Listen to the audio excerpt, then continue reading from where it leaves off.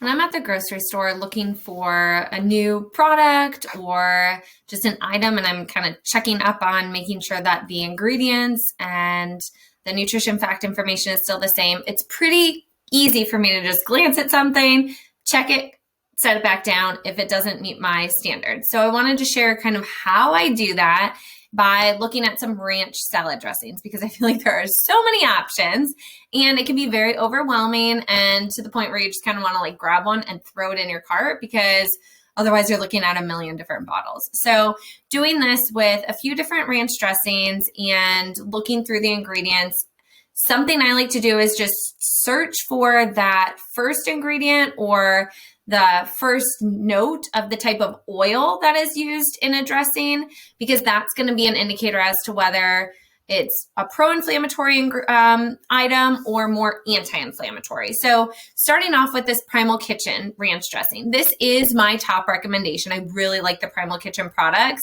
because they are using avocado oil, which is an anti-inflammatory fat, as well as whole real ingredients. So you're not going to find an ingredient here where you say, what the heck is that chemical, right? You're going to be able to recognize it, and you should be able to purchase all of these ingredients in the grocery store and technically make your own version of it. Something else we want to keep in mind is that ingredients are listed by weight. So those which are most prominent in the product are going to be listed first, and then those which are least prominent are going to be listed at the bottom. So here for this Primal Kitchen, we have avocado oil, water, apple cider vinegar, egg yolks, so on and so forth, all great ingredients. So this is one I highly recommend. And then let's look at the Hidden Valley Ranch. So we can see first ingredient here, vegetable oil. I would immediately see that, put it back on the shelf. There are additional ingredients in here that I can recognize, but there are also ones that are a little questionable, and it does have monosodium glutamate or MSG in it, and then some preservatives that are not necessary, as we can see that the Primal Kitchen one does not have. So then I'm also looking at, this is the Newman's Own. And again, first ingredient, vegetable oil, which is going to be soybean oil and or canola oil. So those are pro-inflammatory.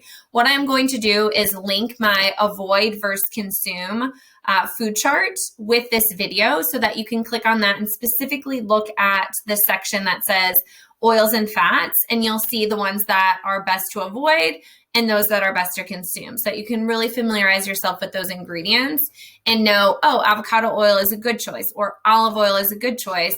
Ooh, this vegetable oil looks like one that's more pro-inflammatory. I should really try to avoid that.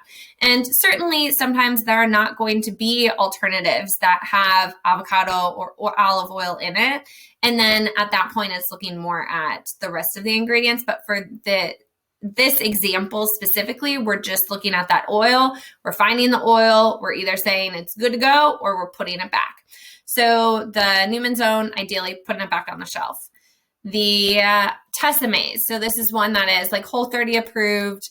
It is known to be a better option. However, first ingredient here is sunflower oil. Sunflower oil, although sounds healthy because sunflower seed butter are great and anti-inflammatory, we see that sunflower oil is one of the most pro-inflammatory fats. So ideally, I would put that one back on the shelf as well.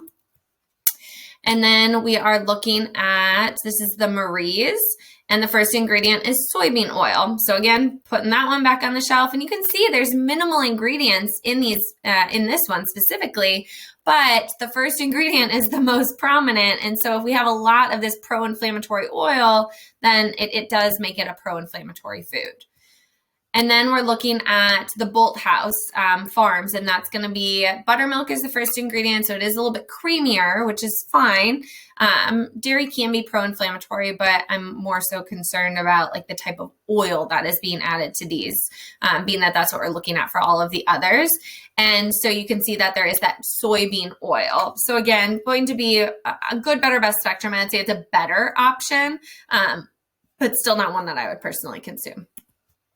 And then this is the Ken's Ranch, and first ingredient is soybean oil.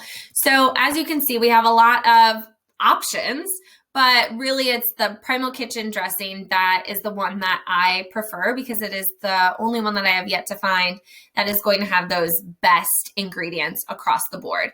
So using this as a guide, check the link for the handout so that you can familiarize yourself with the oils and foods in general that you want to aim to consume versus those that you want to aim to avoid.